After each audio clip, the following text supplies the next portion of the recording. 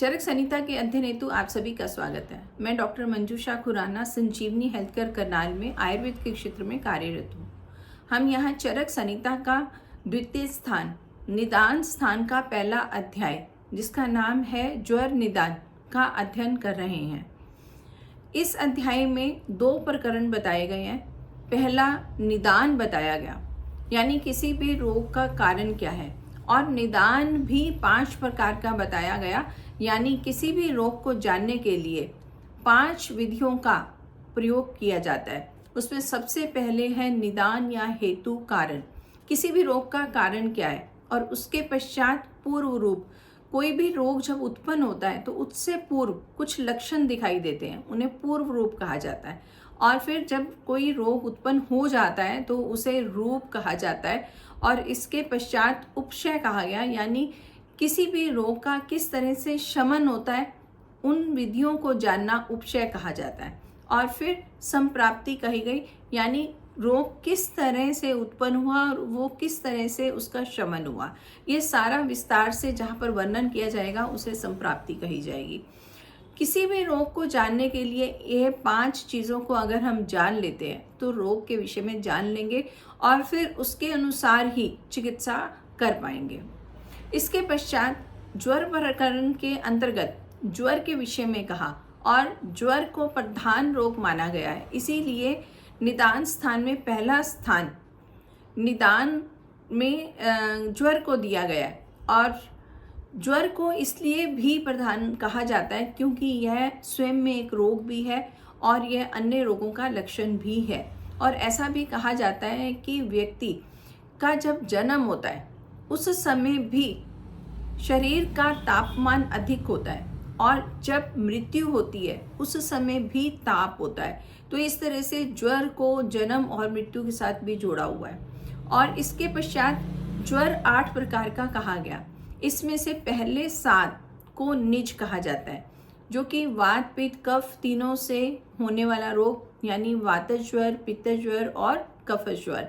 और फिर इसके पश्चात 3 द्वंद्वज ज्वर के भेद कहे गए हैं, वात पित्त, पित्त कफ और कफ वात। और तीसरा, हम तीनों दोषों को जब प्रकोपित होने के पश्चात जो रोग उत्पन्न होता है, ज्वर उत्पन्न होता है, उसे सन्निपातज ज्वर कहा जाता है। और 8वां अगंतुज ज्वर कहा जाता है।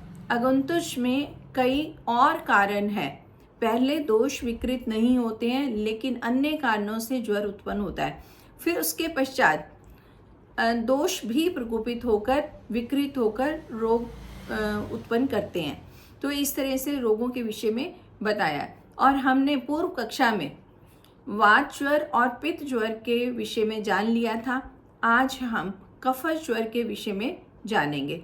वात ज्वर के कारण कहे, संप्राप्ति कही, लक्षण कहे। इसी तरह से पित्त के भी कारण कहे, लक्षण कहे और संप्राप्ति कही। उनको हम जान लेते हैं तो हम इस तरह के ज्वर की चिकित्सा कर पाएंगे। अब इसके पश्चात जो कफ ज्वर का निदान कहा जा रहा है, ये श्लोक संख्या 25 है। इसमें कहा कि चिकने, भारी, मधुर, पिछिल, शीतल, खट्टे और नमकीन पदार्थों का अधिक सेवन करने से, दिन में सोने से, सदैव प्रसन्नचित्त रहने से, परिश्रम या व्यायाम न करने से कफ प्रकोपित हो जाता है। तो अगर हम इन कारणों को देखें तो हम ये समझेंगे कि ये वो सभी कारण हैं जिनसे कफ प्रकोपित होगा। उदाहरण था चिकने, भारी, मधुर, पिछल, शीतल और खट्टे द्रव्य और नमकीन द्रव्यों का सेवन किया जाएगा तो ये कफ को बढ़ाने वाला होगा। ये हम पूर्व अध्यायों में भी जान चुके हैं कि ये सब चीज़ें ये कफ के ही यहाँ गुण कहे गए हैं। इनका सेवन करने से फिर कफ की वृद्धि होगी, और साथ में दिन में सोने से भी कफ की वृद्धि होती है। तो ऐसा अगर व्यक्ति विहार में लाता है, मतलब दिन में सोने वाला काम ज़्यादा करता है, तो उससे उसका कफ प्रकोपित होगा और फिर वह रोग को उत्पन्न करने वाला होगा।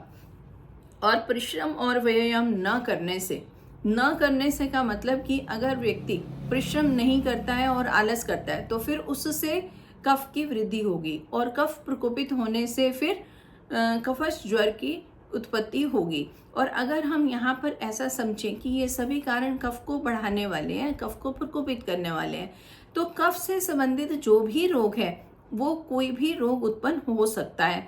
तो यहाँ पर विशेष तौर पर ये कफ को प्रकोपित करने वाले होंगे।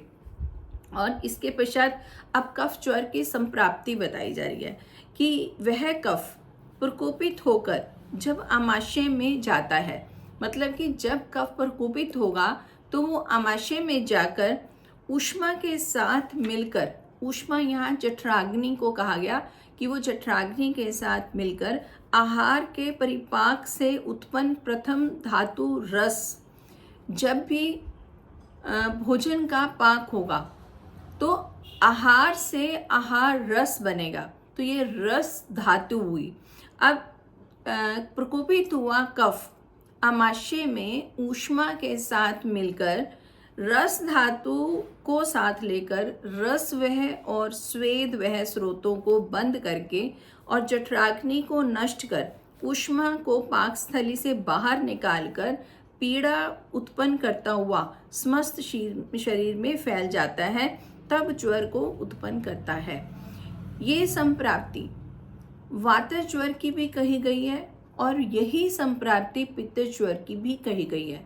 और अब अगर हम संप्राप्ति को समझें कि अगर दोष प्रकोपित होगा, चाहे वह वात है, चाहे पित्त है, चाहे वह कफ है, तो ये प्रकोपित हुए कफ सबसे पहले वहाँ की ऊष्मा को यानी वहाँ की जठराग्नि को प्रभावित करेंगे और फिर उसके पश्चात रस धातु को विकृत करेंगे और फिर रस धातु को साथ ले जाकर वह रसवह और स्वेदोवह स्रोतों को बंद करके ये शरीर में फैलकर ऊष्मा का संचार करेंगे, यानी उस वहाँ पर ताप उत्पन्न करेंगे जिससे ज्वर उत्पन्न होगा। तो इस तरह से ये वातज, पित्तज, कफज तीनों ही प्रकार के ज्वर की संप्राप्ति है, लेकिन यहाँ पर दोष अलग अलग हैं। तो जिस प्रकार का दोष होगा उसको हम जानकर आगे चिकित्सा करेंगे, लेकिन इस ज्वर की संप्राप्ति तीनों में एक जैसी रहेगी। और इसी को ही यहाँ तालिका में बताया गया है कि मिथ्या आहार विहार के कारण, मतलब चाहे तो व्यक्ति ने आहार दोषों को प्रकोपित करने वाला लिया है या फिर उसका विहार कि उसका जो लाइफस्टाइल रहा है उसमें भी कुछ इस तरह की उसने कार्य किए हैं कि वो दोष को प्रकोपित करने वाले हैं, तो उसके द्वारा वात पित्त कफ का प्रकोप होगा। जैसा काम किया जाएगा, जैसा अन्न खाया जाएगा, उसके अनुसार ही वात पित्त कफ प्रकोपित होंगे। यानी वातज अगर आहार विहार का सेवन किया जा रहा है तो वात प्रकोपित होगा, अगर पित्त का आहार विहार का सेवन किया जाएगा तो पित्त प्रकोपित होगा। इसी तरह से कफ प्रकोप को भी हम समझ सकते हैं। तो तीनों दोषों को ही जब प्रकोपित होकर स्थिति उत्पन्न होगी तो वह आमाशय में दोष संचय होने के पश्चात दोष और रस धातु से मिलकर ये सर्व शरीर में व्याप्त या कोष्ठ अग्नि का बहिर्गमन करेंगे, मतलब कि वहाँ से वो उसको बाकी शरीर में फैला देंगे। तो इस तरह से ज्वर की उत्पत्ति होगी। तो ये तालिका में समझाया है। और इसमें दोष जो है त्रिदोष हैं, वात पित्त कफ, और इसमें मुख्यतः पित्त प्रधान होगा क्योंकि ज्वर में पित्त की वृद्धि है, तो इस तरह ये पित्त प्रधान रोग माना जाता है। और दुष्य इसमें कोष्ठाग्नि और रस धातु रहेगी, क्योंकि कोष्ठाग्नि के साथ मिलकर वह रस धातु के साथ फिर स्रोतों को बंद करता है, तो इस तरह से दुष्य यहाँ पर कोष्ठाग्नि और रस धातु कहा जाएगा।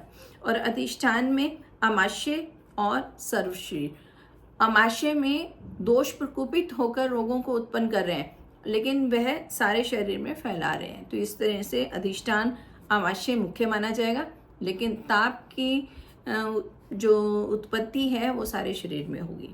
ज्वर के लक्षण देखते हैं। उस कफज ज्वर के ये लक्षण होते हैं जैसे एक ही साथ समस्त शरीर में ज्वर हो जाता है और बढ़ जाता है।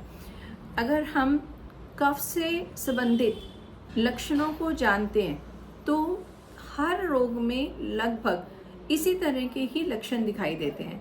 तो कफ से संबंधित है तो इसलिए यह एक ही साथ सारे शरीर में ताप उत्पन्न होता है। और विशेषकर भोजन करते ही प्रातःकाल में और रात्रि के प्रथम पहर में और बसंत ऋतु में ज्वर आता है या बढ़ता है।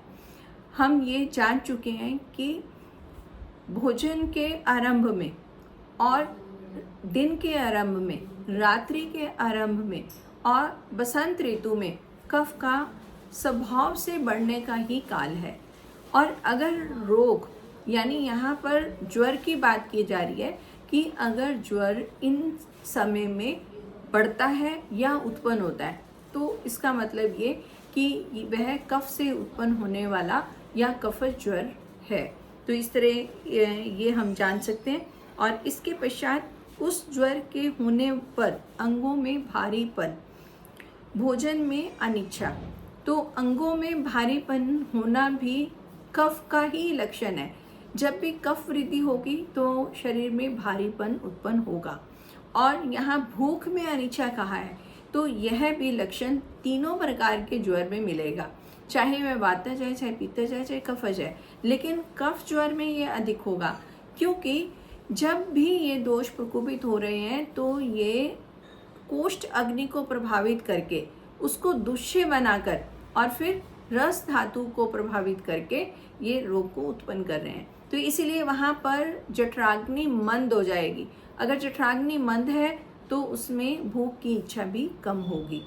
और इसके पश्चात मुख से कफ आना और मुख का मीठा बना रहना। मुख में अगर मिठास अधिक है और कुछ चिकनापन है तो इसका मतलब कि ये कफ दोष जो है वो प्रकोपित है। और जी मचलाना, कफ जब भी प्रकोपित होगा तो उसका शमन वमन के द्वारा होता है। तो वमन अगर हो जाता है तो कफ शांत होता है। तो प्रकृति अपने आप से जब भी कफ प्रकोपित होगा उस समय जी मचलाना और वमन होना, इस तरह की स्थिति उत्पन्न होगी। तो यह जी मचलाना भी कफ का ही लक्षण कहा जाएगा। और हृदय प्रदेश में जकड़न जैसा महसूस होना, कफ बढ़ता है तो ये भी उस तरह की एक लक्षण यहाँ प्रतीत होता है। और शरीर का गीले कपड़े से ढका होना जैसा प्रतीत होना, कि ऐसा लगेगा कि शरीर को गीले कपड़े से बांध दिया है। और वमन होना, फिर वही बात कि अगर कफ प्रकोपित है तो उसका शमन वमन द्वारा करवाया जाता है। और प्रकृति भी कफ का शमन करने के लिए वमन करवाने का प्रयास करती है। तो अगर ऐसा हो रहा है तो यह कफ का लक्षण कहा जाएगा। और अग्नि का मंद होना, नींद का अधिक आना, जब भी कफ बढ़ेगी नींद अधिक आएगी। और स्तब्धता, तंद्रा, आलस आना और खांसी, श्वास होना, क्योंकि कास श्वास ये दोनों ही कफज रोग कहे जाते हैं, यानी इनमें कफ की अधिकता होती है। तो अगर ज्वर के साथ साथ तंद्रा हो या खांसी हो, श्वास हो, तो ये कफ का लक्षण माना जाएगा।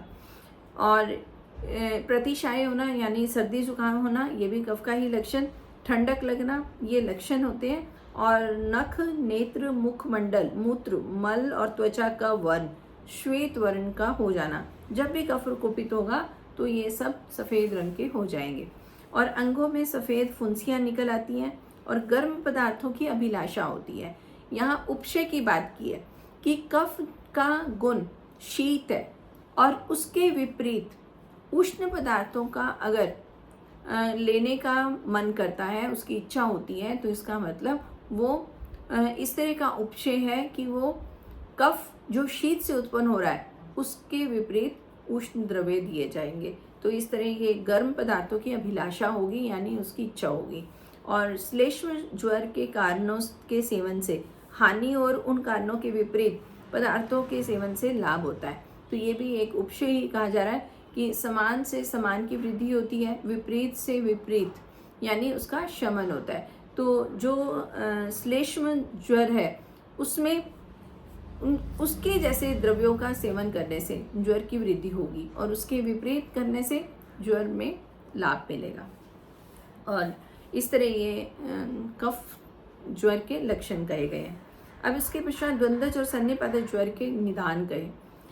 तो अनियमित भोजन से ये अब यहाँ पर 2 या तीन दोषों के प्रकोपित होने से जो दोष होंगे, जो ज्वर उत्पन्न होंगे, उसके कारण कहे जा रहे हैं कि अनियमित भोजन से, जब भी भोजन समय पर नहीं लिया जाएगा, अनियमित लिया जाएगा, तो उसके द्वारा दोष प्रकोपित होंगे।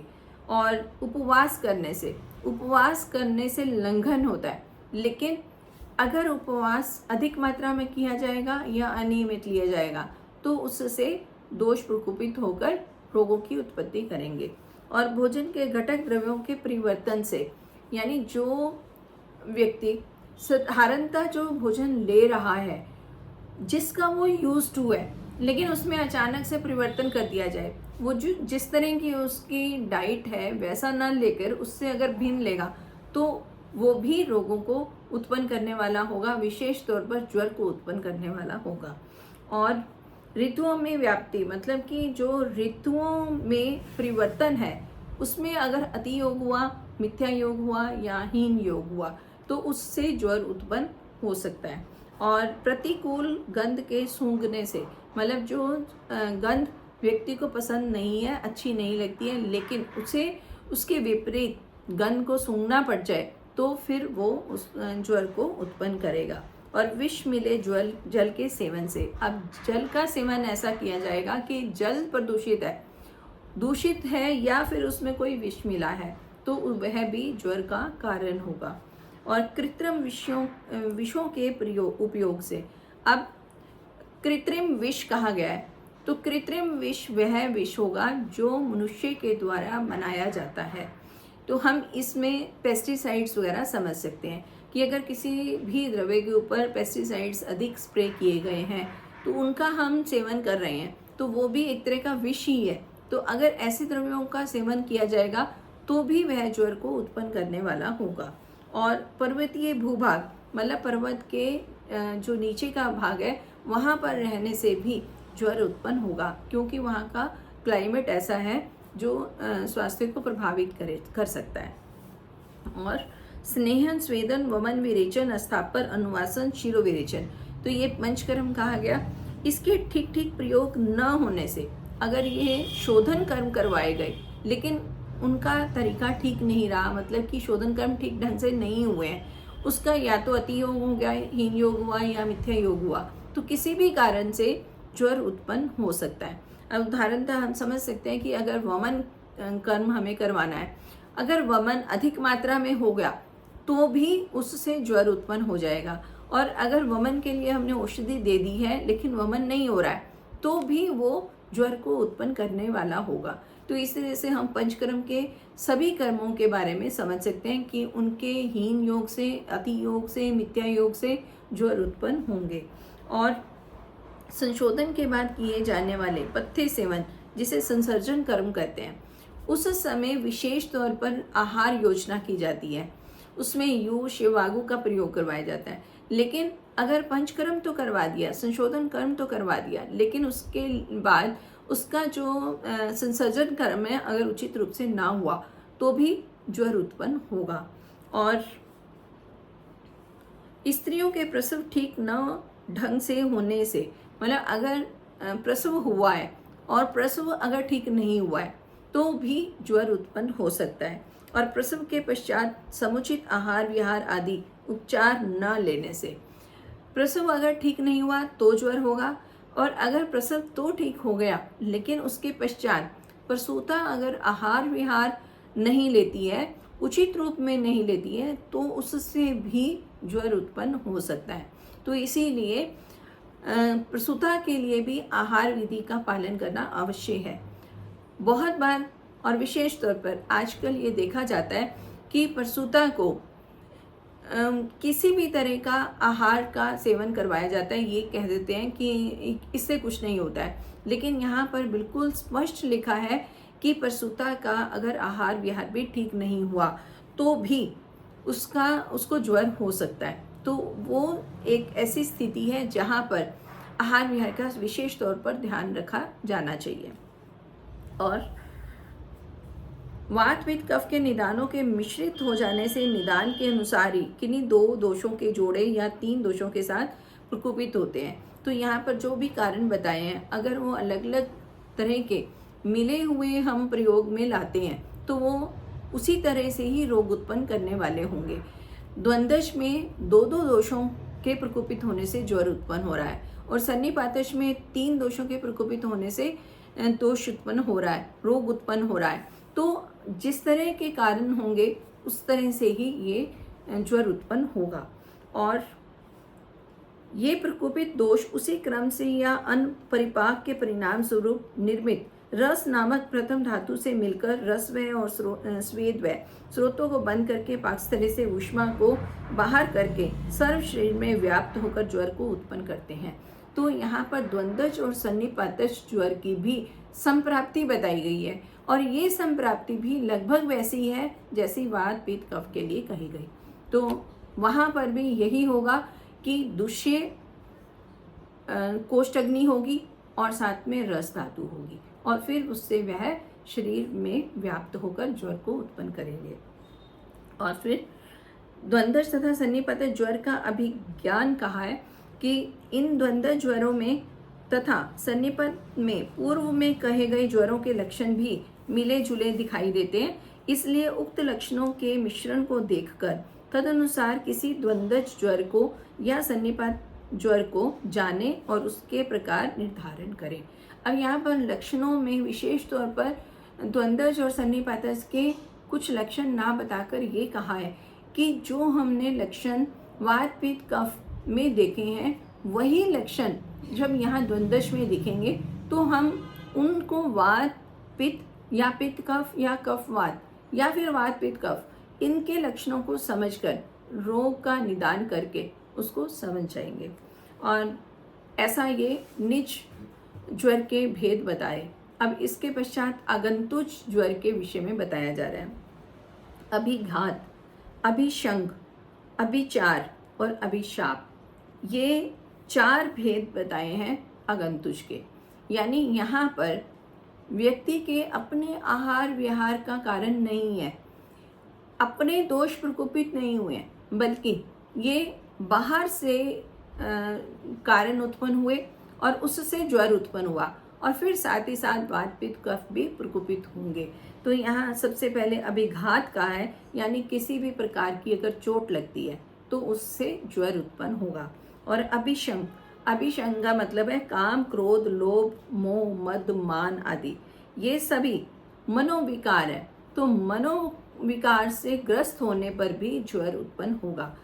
अगर किसी तरह की टेंशन हो जाती है, कोई तनाव होता है या किसी तरह का हमारे को अवसाद हो रहा है तो उसके कारण से रोग प्रकोपित होंगे और फिर ज्वर उत्पन्न होगा। तो यह बाहर से आने वाले कारण है और उससे ज्वर उत्पन्न हो रहा है। और उसके बाद अभिचार, अभिचार में तांत्रिक प्रयोगों के द्वारा मारन, मोहन, उच्चाटन आदि का प्रयोग किया जाता है, तो इससे भी ज्वर उत्पत्ति कही गई है। और फिर चौथा अभिशाप कहा है, तो ये गुरु, वृद्ध, सिद्ध और अतिदीन त्रस्त की अंतरात्मा का शाप, यानी किसी भी तरह से हमने अपने गुरु या अपने बड़े को या फिर किसी सिद्ध व्यक्ति या कोई दीन व्यक्ति अगर उसका हमने अपमान किया है तो उस अपमान के विपरीत हमारे को ज्वर उत्पन्न हो सकता है। अगर हम इन स्थितियों को ऐसा समझें कि ये सभी मानसिक स्तर पर प्रभावित करने वाली स्थितियां हैं और मानसिक स्तर पर भी अगर ये प्रभाव पड़ता है तो उससे भी ज्वर उत्पन्न होगा, क्योंकि वो भी हमारे शरीर में वात पित्त कफ को प्रकोपित करने वाला होगा, तो उससे ये ज्वर उत्पन्न होगा। तो इस प्रकार ये शरीर में पहले वेदना उत्पन्न होकर 8वां अगंतुज ज्वर उत्पन्न होता है और वह ज्वर पहले कुछ समय तक केवल अगंतुज होता है, बाद में अपनी प्रकृति के अनुसार वातादि दोषों से संयुक्त हो जाता है, जिसमें अभिघातज ज्वर दुष्ट रक्त में आश्रित वायु से और अभिशंग वात पित्त के संसर्ग से और अभिचार ज्वर, अभिशाप ज्वर तीनों दोषों से संबंध रखते हैं। तो यहाँ पर विशेषतः इनको वात पित्त दोष, वात पित्त कफ तीनों से संबंध करके बताया है कि अगर अभिघात से यानी कोई चोट लगने से ज्वर उत्पन्न हुआ है तो उसमें रक्त में आश्रित वायु प्रकोपित होगी और फिर उससे ज्वर उत्पन्न होगा। और इसी तरह अभिशंग में वात और पित्त के द्वारा ज्वर उत्पन्न होने को कहा। और फिर उसके पश्चात अभिचार में और अभिशाप में ये तीनों ही दोष प्रभावित होकर रोग को उत्पन्न करने वाले होंगे। तो ये मानसिक स्थिति से होने वाले रोगों में भी वात पित्त कफ किस तरह से दूषित होते हैं उसके विषय में कहा है। इसके पश्चात अब आगंतुक ज्वर की विशिष्टता बताई है कि यह आगंतुक ज्वर अपने विशिष्ट लक्षण, विशिष्ट चिकित्सा और विशिष्ट निदान के होने से 7 प्रकार के निज ज्वरों से विशिष्ट होता है। यानी ये जो निज ज्वर के 7 भेद कहे थे उनसे भिन्न होता है। और इस प्रकार की चिकित्सा साधारण कर्म अर्थात दैवापाश्रय और युक्ति व्यापाश्रय इन दोनों प्रकारों से की जाती है। और इस प्रकार ज्वर की 8 मतलब वात पित्त कफ और वात कफ पित्त कफ और सन्निपात और आगंतुक प्रकृति बतलाई गई है। तो इस तरह ये ज्वर के बारे में बताया है। अब यहाँ तालिका में विषम ज्वर के विषय में कहा है। तो ये विषम ज्वर 5 प्रकार का माना गया है। संतत और सतत, अन्यदूषक, तृतीयक और चतुर्थक। ये 5 प्रकार के ज्वर अपनी अवधि के अनुसार कहे गए हैं। अगर हम संतत को देखें तो यह लगातार बना रहने वाला ज्वर है। और इसमें भी विशेष तौर पर कहा कि अगर वो वात ज्वर है तो वो 7 दिन रहेगा, पित्त ज्वर है तो 10 दिन रहेगा और कफ ज्वर है तो 12 दिन तक चलेगा, मतलब वो लगातार बना रहेगा। और इसमें जो धातु आश्रय कहा गया वो रस धातु कही है। और दूसरा सतत कहा तो सतत में धातु आश्रय रक्त कहा। और इसमें भी अवधि इस तरह से गई कि ये दिन रात में 2 बारी होगा। तो कहने का भाव ये कि बुखार चढ़ा फिर उतरेगा, फिर चढ़ेगा फिर उतरेगा। तो अगर इस तरह की स्थिति है तो उसे सतत विषम ज्वर कहा जाता है। और अन्य दूषक में धातु मांस धातु आश्रय माना गया है कि मांस धातु में जब दोष प्रकोपित होंगे तो वहाँ पर इस तरह का ज्वर उत्पन्न होगा। तो इसमें रात दिन मिलाकर केवल 1 बार वेग चढ़ता है, मतलब दिन रात में 1 बार वेग चढ़ेगा, मतलब ज्वर बहुत होगा और उसके बाद वो शांत हो जाएगा। और इसके अलावा तृतीयक कहा, तृतीयक में मेघ धातु को आश्रय माना है और प्रति तीसरे दिन वेग चढ़ता है। तीसरे दिन जाकर बुखार होगा, फिर शांत होगा, लेकिन उसके तीसरे दिन फिर दोबारा से बुखार होगा। तो इस तरह से अगर समय अवधि चल रही है तो हमें तृतीयक ज्वर विषम ज्वर को समझना चाहिए। और यह मेघ धातु को यहाँ आश्रय माना है, तो जब तक मेघ धातु की चिकित्सा नहीं होगी तब तक ये ज्वर की चिकित्सा भी नहीं होगी। तो इस तरह से हम इसको समझकर चिकित्सा कर सकते हैं। और फिर चतुर्थक का है, चतुर्थक प्रति चौथे दिन चढ़ता है और इसको अस्थि मज्जा का आश्रय माना गया है कि इस तरह का अगर बुखार चढ़ रहा है तो वो अस्थि मज्जा के आश्रित होकर बुखार होगा। तो इस तरह ये विषम ज्वर के विषय में कहा। और अगली तालिका में निज ज्वर और आगंतुक ज्वर में भिन्नता बताई गई है, ये अभी हम कर चुके हैं। अब इसके पश्चात ज्वर का विशिष्ट लक्षण और उसके प्रकार बताए कि ज्वर तो एक ही प्रकार का होता है, यानी कोई भी तरह का ज्वर हो तो उसमें जो तापमान बढ़ता है, संतप्त शरीर हो जाता है, तो ये ताप का बढ़ना ही ज्वर कहलाता है। तो यह इसका मुख्य लक्षण है कि संताप होना। और उसी ज्वर को अभिप्राय भेद से हम 2 प्रकार का कहते हैं, निज और आगंतुक। और निज में ये दोषों के अनुसार 7 और आगंतुक में हम 4 भेद जान चुके हैं। और उनमें से निज ज्वर को वातादि दोष भेद से 2 प्रकार का सौम्य और आग्नेय, और 3 प्रकार का वातज पित्तज कफज। अगर 3 प्रकार का ज्वर माना जाए तो वो सिर्फ वात पित्त कफ कहा जाएगा। और 4 प्रकार का वातज पित्तज कफज और मिलित दोषज। तो यहाँ पर सन्निपातज को नहीं कहा गया, वात पित्त कफ 3 माने गए और चौथा मिला जुला कहा है। और 7 प्रकार का अगर ज्वर कहा जाता है तो उसमें वातज पित्तज कफज, वात पित्तज वात कफज, कफ वातज, यानी द्वंद्वज 3 हो गए, 3 वो अलग अलग, और 3 जो है लास्ट वाला जो है वो सन्निपातज माना जाएगा। और इसके पश्चात वह सभी रोगों का राजा है। ज्वर को रोगों का राजा कहा गया और ये हमने पूर्व में ही जान लिया। और यह अनेक तिर्यक योनियां यानी पशु, पक्षी, वृक्ष, पर्वत आदि सभी में होता है। तो ये सभी में ताप उत्पन्न करने वाला है और अनेकों नामों से पुकारा जाता है। नाम भी इसके अलग अलग रखे गए हैं। और सभी प्राणी ज्वर सहित ही जन्म लेते हैं और उनकी मृत्यु भी ज्वर सहित ही होती है। कहते हैं कि जन्म के समय भी शरीर का तापमान बढ़ जाता है और जब मृत्यु होती है उस समय भी शरीर का तापमान बढ़ता है। तो ये वो स्थिति कही गई है। और वह महामोह स्वरूप यानी जिसमें स्मृति का विनाश हो जाता है। और जन्म काल में ज्वर से ग्रस्त होने के कारण ही प्राणी अपने पूर्व जन्म के देह के द्वारा किए गए कर्मों को कुछ भी स्मरण नहीं रखता है। और सभी प्राणियों के मृत्यु काल में ज्वर ही प्राणों का हरण करता है। तो कहते हैं कि जन्म के समय जो ताप होता है उस ताप के द्वारा पूर्व जन्म में किए गए सभी कार्यों को व्यक्ति भूल जाता है। तो इस तरह से ये यहाँ पर ज्वर की महत्ता बताई गई है। और मृत्यु के समय भी ज्वर के बारे में ही कहा है। और ज्वर के पूर्व रूप में चिकित्सा सूत्र कहा कि ज्वर के पूर्व रूप तथा ज्वर के प्रारंभ होते ही हल्का भोजन दे, उपवास करवाएं, क्योंकि ज्वर अमाशय से ही उत्पन्न होता है। तो यहाँ पर दुष्य कोष्ठग्नि को कहा गया है, रस धातु को कहा गया है। अमाशय में होने के कारण ही लंघन करवाना प्रथम चिकित्सा कही गई है। और इसमें यह कहा कि लघु उपवास दे सकते हैं।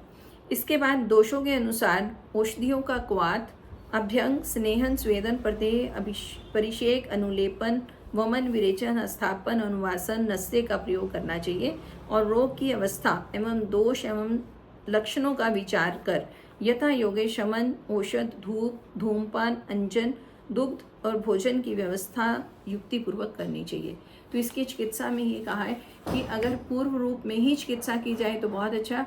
और अगर लक्षण उत्पन्न हो गए हैं तो उसमें लक्षणों के अनुसार ही औषधि का हमें युक्तिपूर्वक प्रयोग करना चाहिए।